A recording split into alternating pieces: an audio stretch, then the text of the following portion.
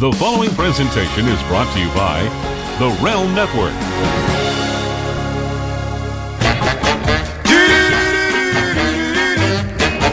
Chicken head, chicken feet, chicken necks is all I eat. Hello, everybody, and welcome to this edition of Bucket Full of Chicken Necks, the first edition of 2016.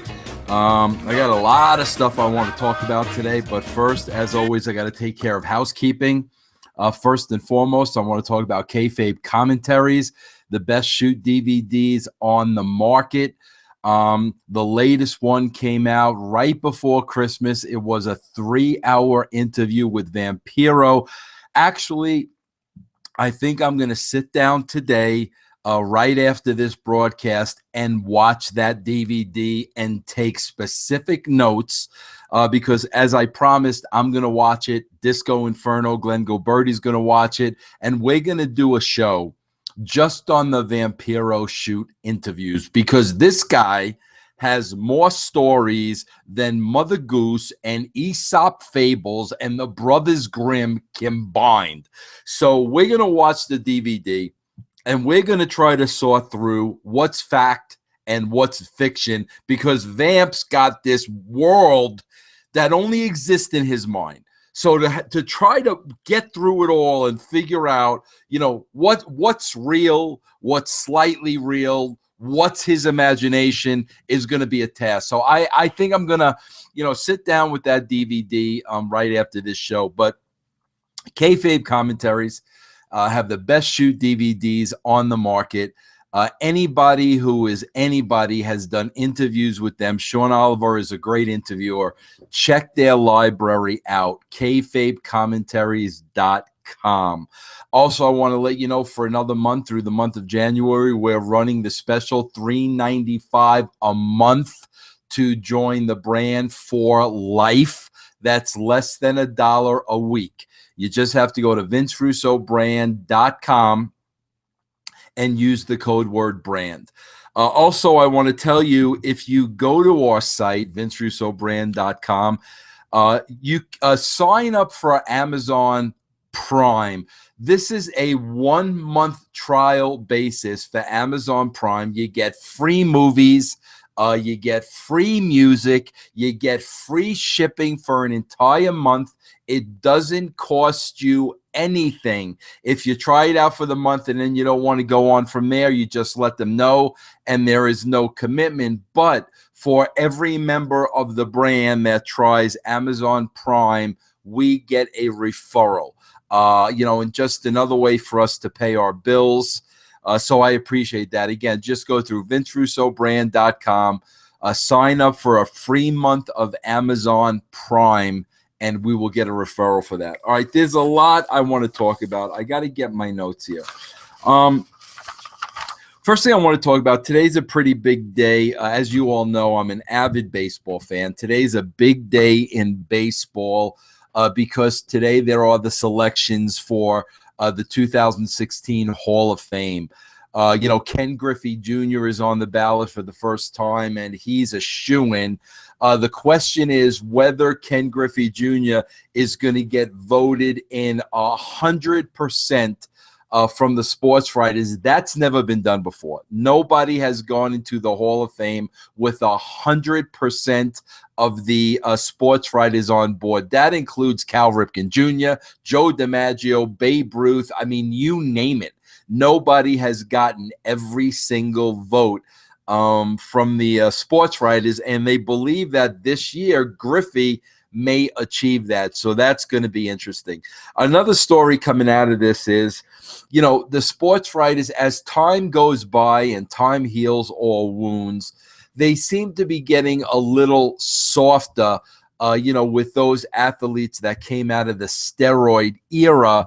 And it seems like Clemens and Bonds, two guys are getting more votes, but still nowhere close to getting in the Hall. I think you need to get like 75% to get into the Hall of Fame. These guys aren't even getting 75% combined.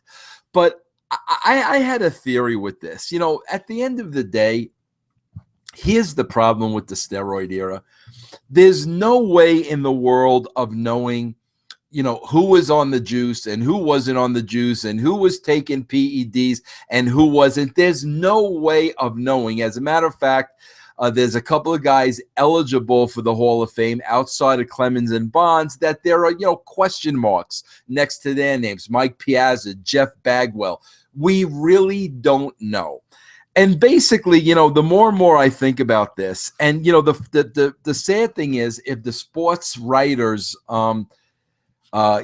even think for a second that anybody might have, tampered with steroids, they're not going to vote him in for the Hall of Fame.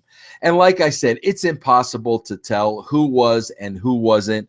I propose this: why not give every player, who ever played the game of baseball, give them 1 week to come clean. Give them 1 week to say, you know what? If you took PEDs, if you took steroids, this is a forgiving world. Now's your time to come forward and come clean. We're going to give you a week grace period and see what happens. A lot of guys might want that second opportunity, to come clean, clear their conscience, and see where the chips fall. I know, McGuire came clean, and now he's a batting coach, I believe, for the Dodgers now. So he was welcomed back with open arms, and I think the same would happen with Clemens and Bonds. I think part of the problem is these guys have never admitted to it, and I think that really sticks in the craw of the sports writers. So give them a week.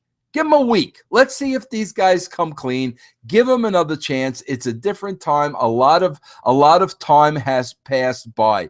Give them a week to come clean, because I'm telling you, if a lot of these guys came clean and just got it out in the open, I think their chances to go in the Hall, I think their chances would grow, because like I said, I think a lot of the problem is they've not admitted to it. And I think that's really what pisses off the sports writers more than anything. That's just my take on it. There's a lot I want to talk about here. I spent 2 days on Netflix watching this documentary called The Making of a Murderer, which was a true story about this guy, Stephen Avery, that was, arrested by the police. He spent 18 years in jail. He said all along he was innocent. He was innocent. He was innocent. He was innocent. Finally, after 18 years, he was released an innocent man. Then basically at that point, he was suing the police department and the criminal system in the state, the city he was out of. It was a city in Wisconsin, and don't ask me to pronounce it, but he was suing them $32 million. And, a decision was about to come down on that. And it looked like, his city was going to have to fork over $32 million for putting this guy wrongfully in prison for 18 years. Well, right before that was settled, they arrested Stephen Avery on charges of murder and put him back in jail again. And this documentary is, all about, did they put an innocent man in jail a second time because the county did not want to fork over $32 million. And the first false arrest made the entire police department, and criminal system from that county look Mickey Mouse. So was this an attempt to get back at the guy that they literally not only put him in jail a second time for murder, but maybe even set him up? And I got to tell you, the proof is flimsy. It's really flimsy. And the defense attorneys did a phenomenal case of showing that there was doubt. There was a reasonable doubt in this case. And the funny thing was, during the case, Stephen Avery's nephew came forward and admitted to being a part of this crime and went into detail that, his uncle invited him in the house. He had this woman, chained to the bed. They raped her, then they cut her throat. I mean, then they shot her in the head and burned her. I mean, he told an awful, awful story. But then later on, basically said that he was forced into that confession by the police. His attorney was not present, but they took his testimony. And based on his testimony, not only did they put the Uncle Avery in jail, they put him in jail as well. The only problem is, if they believe his testimony, and he talks about cutting a woman's throat, in the bedroom, there was no blood to be found. There was no blood anywhere. You can only imagine you cut another human being's throat, on a bed, there's going to be blood everywhere.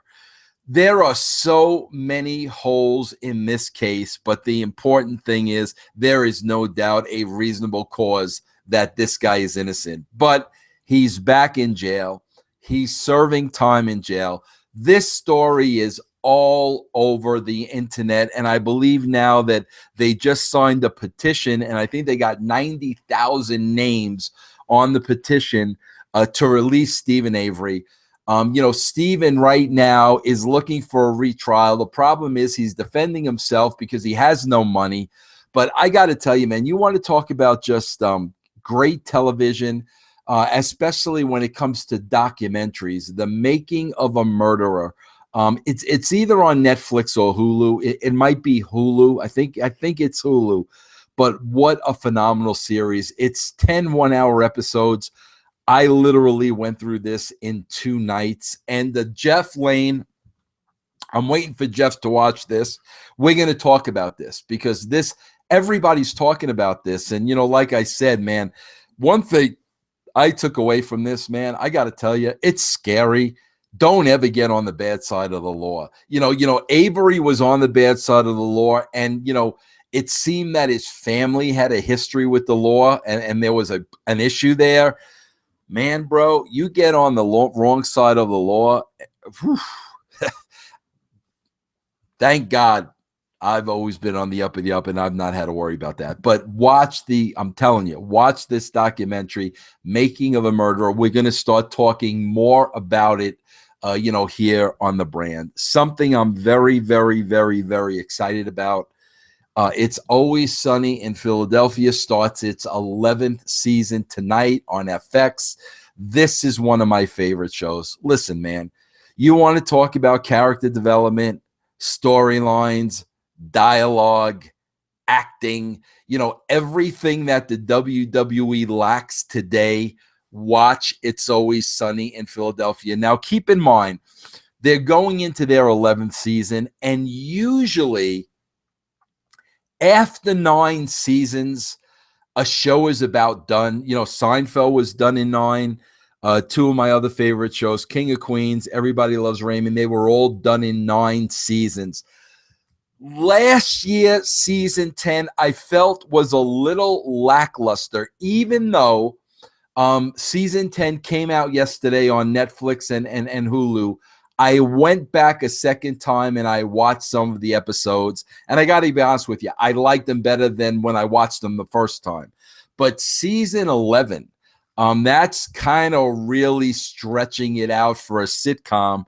So I'm really eager to see if they're still putting out quality materials. I would hate to see this show watered down in any way, shape, or form. Mac, my favorite character on the show. He is when he was Fat Mac. Man, these guys are a bunch of buddies who grew up in Philadelphia, made this television show, and it's been a huge success over the last 11 years. I'm very, very excited about that. While I'm on the subject of TV, let me also talk about this. I know TNA debuted on Pop TV yesterday, okay? I'm going to be honest with you. I did not watch the show. I had no interest in watching the show. Listen, I'm telling you guys this over and over and over again. January 24th, mark that down on your calendar. 18 days from today, I'm going to be 55 years old. Okay. I'm getting to the point in my life that I'm not going to do things I don't want to do anymore. I'm on the other side. I'm on the other side of the halfway point. I'm not doing anything I don't want to do anymore. I'm not putting up with any people I don't want to put up with anymore. I'm not answering any questions I don't want to answer anymore. I've had enough of that. And quite frankly, I had no inkling whatsoever to watch the first show of Pop TV on Impact. None. And listen, I still keep in touch with Billy Corgan. I really like Billy. I consider Billy a friend. I want to support Billy. I want Billy to do well. I don't think Billy's going to be able to do well in that environment that he's in, because quite frankly, his boss is nowhere near as creative as Billy is. And when you're more creative than your boss, and your boss is a guy that likes to, be powerful and likes people to fear him, and just has an ego and gets off on all that.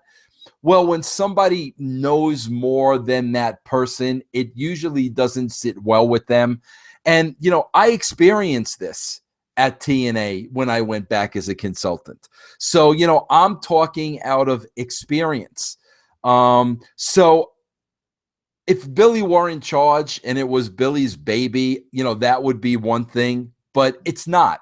So I'm not going to sit there and, quite frankly, I'm not going to watch the John Gaboric show. I'm not going to watch the Dixie Carter show, because when I went there and I started consulting, I'll be honest with you, I really started feeling I started getting them on the right track again, to do more entertainment rather than wrestling match after wrestling match after wrestling match. The fact that I couldn't go to TV and I couldn't work with the talent because it was a big secret. Well, what I found happening more and more was they would go to TV and they would not shoot the backstage footage, that we had talked about, that we had discussed, that was written into the show. And when they would get back from Orlando, they would basically tell me we didn't have the time to shoot the footage, which to me was absolute bullshit, because there were times when I worked with TNA, and you could ask people that work with me, where I did 30, 40 pre-tapes a day. Whatever was on my pre-tape list, I got done. So basically what that told me was they were lazy. They weren't committed to working hard and going the extra step. And all they were going to do was fill that time with wrestling and more wrestling and more wrestling and more wrestling. And eventually that's what TNA has turned into, a wrestling show, from beginning to end. And they lost my interest, as a viewer. I'm not interested in it. And, reading the results last night, that's exactly what it was. It was an in-ring and 2 wrestling matches and an in-ring and a wrestling match. And this guy wants to fight this guy and this guy wants to beat up that guy. I have to tell you, man, at 55 years old, I'm not interested in that. I'm really not. Wrestling is fake. The fights aren't real. They're choreographed. If I want to see real fights, I'll watch MMA. I used to watch wrestling for the entertainment. The entertainment has been taken from it. Therefore, I'm not interested. So, like I said, good luck to them on Pop TV. I'm just not interested in watching the show. I know Jeff watched the show. And, he reported back to me that it was basically the same old, exactly what I thought it would be. But I'm not going to sit here and rip the show apart. I didn't see it. But I am going to say, as long as they do 2 hours of wrestling, I'm not interested. I got to tell you something, man. I've been saying for years and years and years and years, me and Glenn, Disco, wrestling has become an absolute parody of itself. And, there's a wrestling bubble that if you're in the wrestling industry, you live inside of this bubble, and the rules of the world, of the real world, do not apply. You got your own rules, you got your own regulations, and it's like it's a make-believe world. It's like a fairy tale world. They don't think like rational people. They don't act like rational people. They got their own rules, their own regulations, and they're so separated from what's really going on in the world that the wrestling show has become a parody of itself. I've said many times, I'm a fan of Christopher Guest. If you know Christopher Guest, Spinal Tap, Best in Show, Waiting for Guffman, some of the best movies, and they're parody movies of a Best in Show was about the Westminster Dog Kennel Show. Spinal Tap was about a heavy metal band. They're parodies.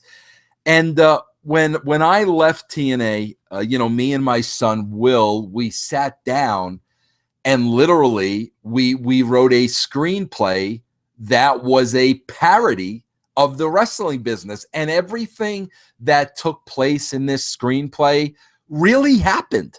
I mean, now it was embellished a little bit, but the incidents really happened.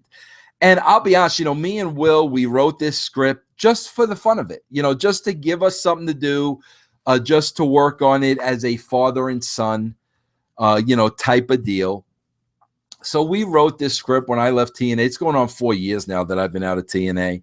And, it just sat there. Well, we have now a production company is looking at the script, and a production company really likes the script, and a production company now wants to shop the script to networks. And listen, I don't get excited about anything like that because I know how that works. And the chance of getting a show on television is 1 out of a million. I mean, it just, you got to be lucky, right place, right time. There's so much, that goes into it. But I've said over and over again, if there were a wrestling show like this on television, there's no doubt in my mind it would outdraw the traditional wrestling shows on television. I've been saying that for years. There's no doubt in my mind. This pilot that we wrote is called Belle of the Brawl. It's about a wealthy Southern attractive female that happens to own a wrestling company. The characters may seem very familiar to wrestling fans, but it really is what the wrestling business has become. And man, I got to tell you, I'd be lying to you if I didn't tell you that I wouldn't love for this show to see the light of day, to really make the wrestling industry take a long look at what it's become and why casual fans like me and a lot of casual fans like you are no longer interested in wrestling. But, again, I'm going to pursue it. It's in the right hands. I had a long conversation last night.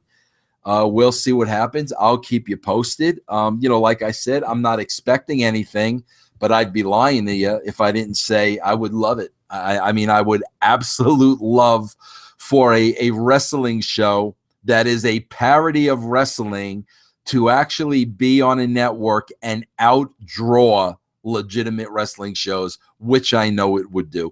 And, listen, in the past, nobody's really done this. And I got to be honest with you.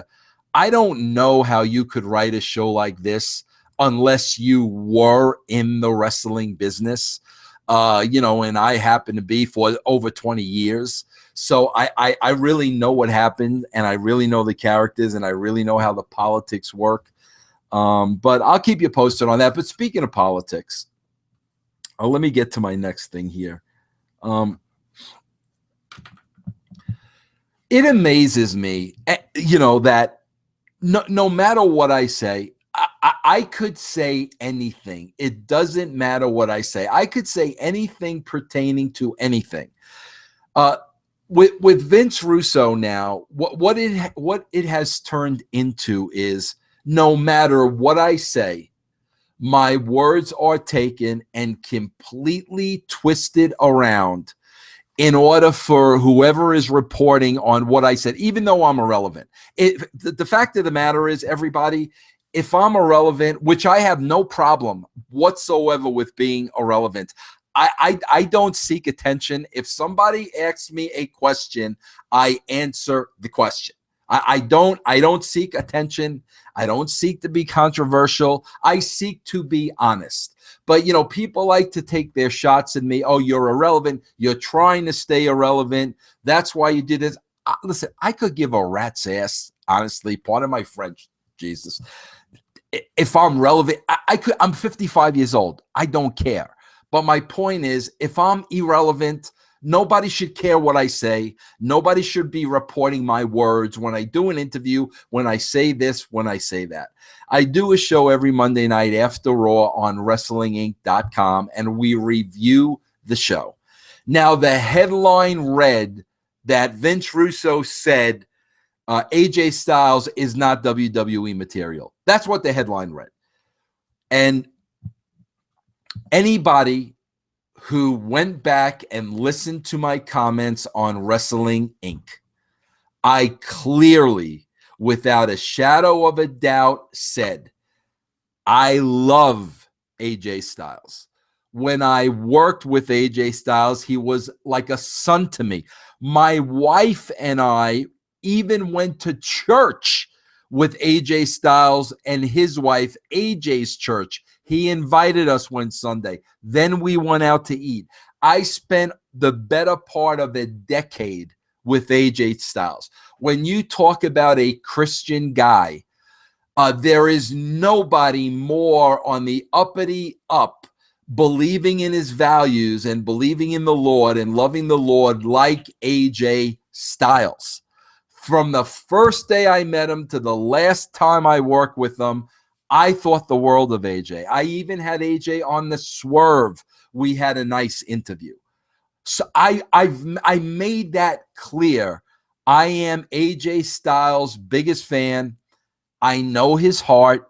He's a great husband. He's a great father. I don't even have to go into his wrestling. He arguably is the greatest wrestler on the planet. There's no doubt about that. That doesn't even need to be said. But my point was, going to the WWE, and keep in mind, I worked at the WWE. I keep in touch with people that still work at the WWE. It is a political freaking animal. It is every man for himself. It is backstabbing. It is burying. It is politics. It is ugly. And my point was, for a guy that's as good as AJ and is honest and doesn't play the political game and doesn't get involved in all of that, going into that environment is going to be difficult for him because he's not that kind of a guy. Listen, I've said this a million times. There are a lot of guys and gals that are too good for wrestling because they're too nice and they can't compete on that level of, screwing people and burying people and bad-mouthing people to get ahead. They can't do that. It's not in their nature. I know so many people like that are on the outside looking in. And that was my point. AJ is such a great, wholesome guy. And to be put in that environment, it's not going to be easy. That was my point. But that point was turned into Vince Russo says AJ Styles not WWE material. Listen, I'm going to tell you flat out, if you're watching this, if you read a headline to something and you form an opinion from a headline without reading the story, you're an absolute idiot. You're an absolute Nimrod, because if you don't understand, especially with the internet wrestling community, that they sensationalize headlines so they have something to promote, so they have something to talk about. So they take something really simple and really understandable, and they sensationalize it. And especially, how it's going to be sensationalized, how it's going to be slanted when Vince Russo is involved. You know what it's going to say. So if you read a headline and you take away from that, Vince said AJ isn't good enough for the WWE. AJ isn't going to be able to cut it in the WWE. AJ isn't talented enough for the WWE. AJ isn't WWE material. Then you're an absolute idiot. And, listen, I've also made this promise in 2016. I'm not going to sit there on Twitter, and I'm not going to sit there on the computer, and I'm not going to sit there and waste a second of my time arguing with idiots and arguing with people that are rude and arguing with people that are disrespectful and arguing with people that make it personal when you have opposing viewpoints. I'm not going to do it anymore. You're not gonna coax me into a conversation with Kevin Owen. You're not going to coax me into a conversation with JBL. I'm done. I'm not getting involved in that. So say what you will.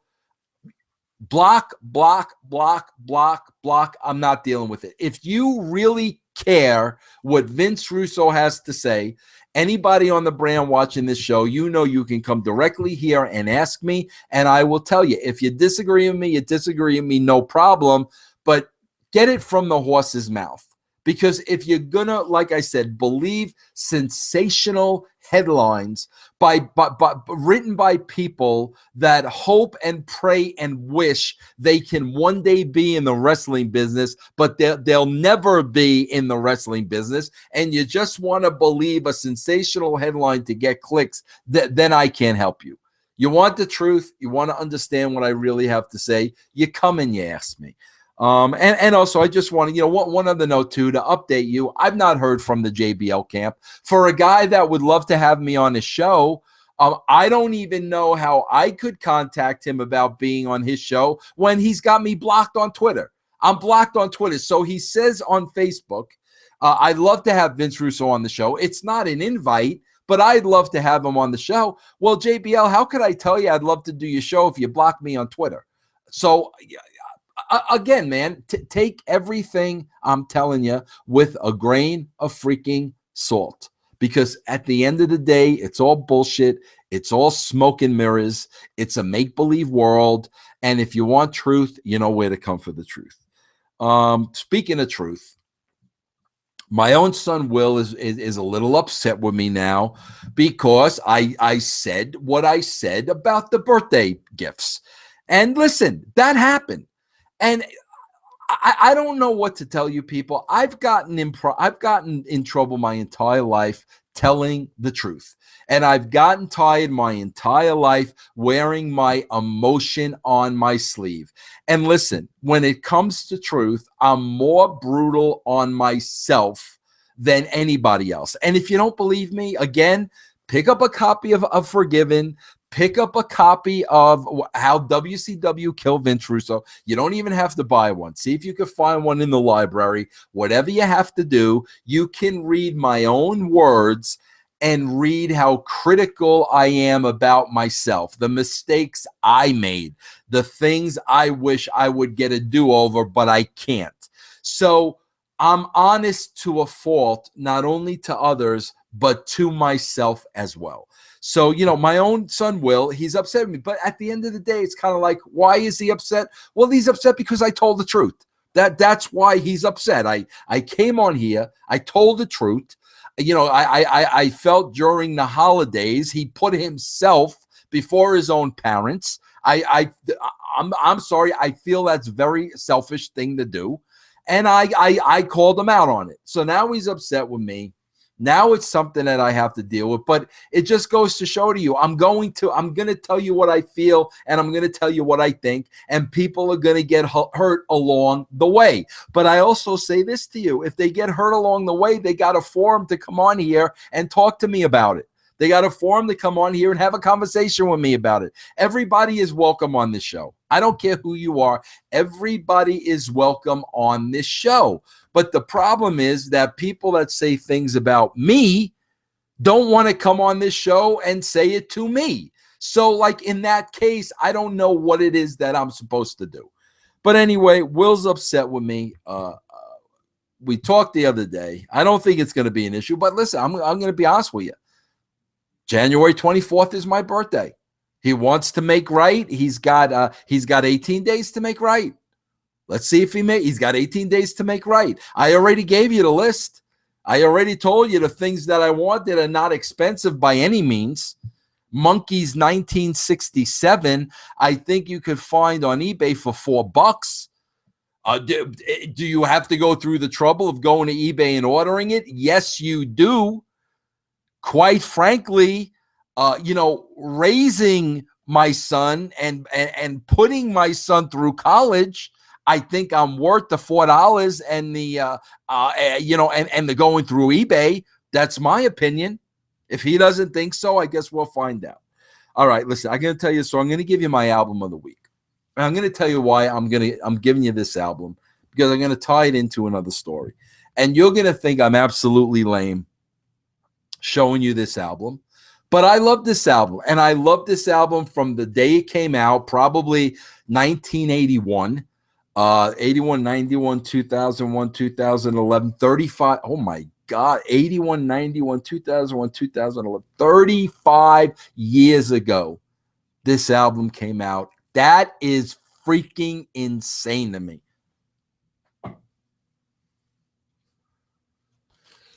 Here it is. I'm not embarrassed. The Go-Go's, Beauty and the Beat. Let me give you a little Go-Go history, and then I'm going to get into current Go-Go history. I'll never forget, I went away to school, Indiana State University, Evansville, and the year was about 1981. And I remember spring break. Everybody and their mother was playing We Got the Beat, We Got the Beat, We Got the Beat, We Got the Beat. Every dorm room you went into, that is all you heard. And I specifically remember the sorority girls getting ready to drive from Evansville to Florida. Everybody went to Florida back then, and all they were playing were We Got the Beat over and over and over again. Now, if you know my history, you know I got a thing for female rockers. I grew up on female rockers. I got a thing for them. I got Joan Jett, Pat Benatar, Blondie, Lita Ford. We can go up and down the list. Stevie Nicks. We can go on and on and on. Heart. So when the group The Go-Go's came out in 1981, an all-female group, I immediately was interested. So everybody was singing, We Got the Beat, We Got the Beat, We Got the Beat, We Got the Beat. At the time, they had come out with a VHS tape, The Go-Go's Live at the Greek. I got the tape. I played the tape. I fell in love with the tape. I fell in love with the Go-Go's. Listen, I fell in love with the songs. The We Got the Beat and All Lips Are Sealed. Like, those weren't the songs I fell in love with. They had the deep cuts, as Jack Black likes to call them. Songs like This Town, Lust to Love, Skid Marks on My Heart. I love the first Go-Go's album. And when I saw the video, I loved them.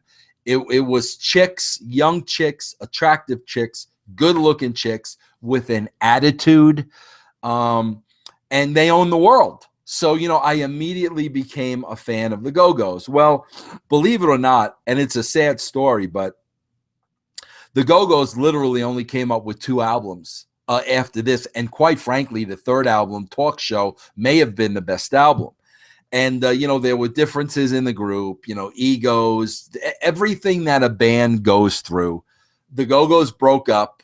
They would do a reunite here and reunite there. It was that type of thing. Finally, like a couple of years ago, they made a new album together. they broke up again. And this time, they got into lawsuits, and this one suing that one, and yada yada yada. And it looks like it's the end of the original Go-Go's. Once there's lawsuits involved, it's hard to get past that. So one day I was on Twitter, and I'm like, you know what my goal is going to be today? I'm going to get one of these, rock and roll vixens to follow me on Twitter. And I started following like maybe about 10 of them. But I mean, 10 women I was really, really, really, really fans of. And I started following them, and I just wanted to get 1 out of the 10, 1 out of the 10, 1 out of the 10, 1 out of 10. Finally, one day, I checked my Twitter, and I'm being followed by Kathy Valentine, the bass player of the Go-Go's. Now, Kathy Valentine happens to be the one, involved in the lawsuit now with the Go-Go's. So she's kind of on the outside looking in. They've done some touring and stuff and have replaced Kathy Valentine on bass. But Kathy Valentine was the Go-Go's. She was the bass player. She wrote some of their greatest songs. She wrote Vacation. She wrote Head Over Heels. Really talented women. So, of course, I saw her following me. I was, that was a big accomplishment for me, the way I feel about female rock and rollers. So I thought, what the heck? I reached out to her through DM if she was interested in doing the show. And sure enough, she came back to me and said, yeah, I'll do your show. I'm interested in doing your show. So now, like, I'm literally working out the details with her to get her on the show. And here's the thing, even at 55 years old, and even like all the people I've met in my life, all the people I've worked with in my life, now it's kind of come down to go time where, in the next couple of weeks, I'm going to interview Kathy Valentine, somebody that I've admired and I followed, and a hot female rock and roller. And listen, I'm going to tell you something. She still is as gorgeous as heck. She has a new band called the Blue Bonnets. They do a lot of work in Austin, Texas. That's where she's from. She looks hotter than she ever looked. So now the reality is, yeah, I'll do your show. We'll work out the details. I'm trying to walk her through Skype and whatnot. But now I'm nervous. I'm nervous to interview us. It's like it's that old thing where like, yeah, I'll do it. Yeah, no problem. Piece of cake. But then when it finally happens, it's like, oh my God, wait a minute. What did I get myself into? You mean to tell me I am going to interview a legitimate rock and roll female vixen? And that's where I am. And hopefully within the next couple of weeks, Kathy will be on the show, and we'll see how the interview goes. Also today, man, I sent out a bunch of invites to the show. I really want to get a lot of new people on the show that I haven't interviewed before. I sent a bunch of invites out, before I did this show. Just a couple that come to mind. I mean, I sent one to Ken Shamrock. I sent one to Mickey James. She just married, Magnus, who just came on the show. I sent one out to her. I've been talking to Mr. Backlund. He's trying to set himself up on Skype so he can come on here and we could do the interview. I sent a bunch of invites out. I sent an invite to David Arquette. So we'll see what happens. I want to keep the interviews coming for you in the upcoming year, 2016. I still have plenty in the can, Ed Ferrara, Pete Gass. I just told you, about Magnus, James Storm, who made his return to TNA. So there's still many in the can, but I want to bring a ton this year. You're the brand, you deserve it. That's why I do it. So I think that's all I got for today. I'm going to watch the Vampiro DVD so I can get together with Glenn and we can pick this thing apart. I'm going to probably take about 10 aspirin before I do it, because listening to his stories, I know is going to make my head feel like it weighs about 500 pounds. But listen, that's all we have today for a bucket full of chicken necks. Thanks for joining me, everybody. Again, remember, don't believe everything you read. You want to know something? Ask me. So many people that say, oh, well, you said this, and you said the WWE should fire Kevin Owens, and you said AJ is not good enough to be in the WWE. My response is, okay, no problem. Please send me the audio clip where I said that. And as soon as I say that, I never hear from the people again. Why? Because an audio clip doesn't exist. Don't fall into the sensationalism of the internet wrestling community because it's all bullshit. You want the truth, you want to know, ask me, and I'll be happy to tell you. That's it for Chicken X, everybody. Please remember, if you are a member and you're on manual renewal, please remember to renew every month. It's very important to us to keep this going. But that's it, everybody. Tomorrow, part 2 of the interview with Chris Dickinson, which I think is going to be very, very interesting. And then, Jeff and I will be back at the end of the week with Lion, Tigers, Bears, and Dirt. And also we'll be back with Everything But Freaking Wrestling. That was on kind of like a 2-week hiatus because of the holidays. It was a free show anyway. So, everything that you paid for, we made sure that we did. So, again, everybody, thank you so much for your support. I'll catch you on the rebound. The people want to hear from me, Rob Van Dam. Timeline, the history of ECW, the series that retells hardcore history, presents Rob Van Dam, covering 1999. I looked at WWE as a sellout. Like, I didn't want to go there. This no-holds-barred interview with superstar RVD reveals all about ECW in 99. Okay, drank it with a beer. What was that? He said, morphine. This and more spellbinding editions of the series available at shootinterviews.com.